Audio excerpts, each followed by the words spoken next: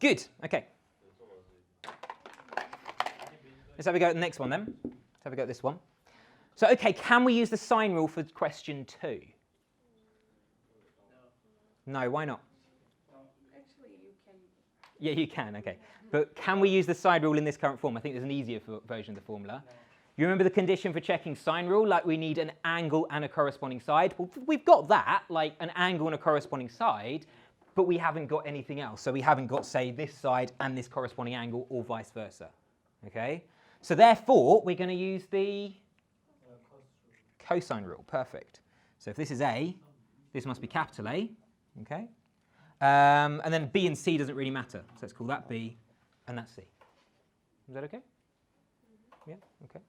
Good. Okay, so therefore if we use the cosine rule, can anybody remind me what is the cosine rule?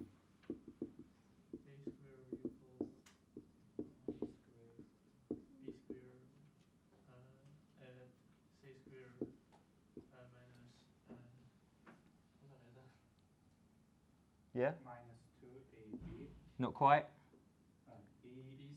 BC, good. Excellent, well remembered. Okay. And then we just stick the relevant thing in the right place. Hello, Hisham.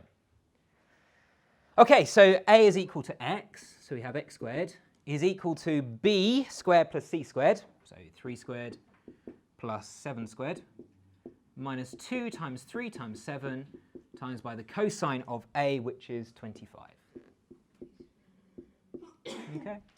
Stick all that in your calculator, what do we get? Sorry? 4.5.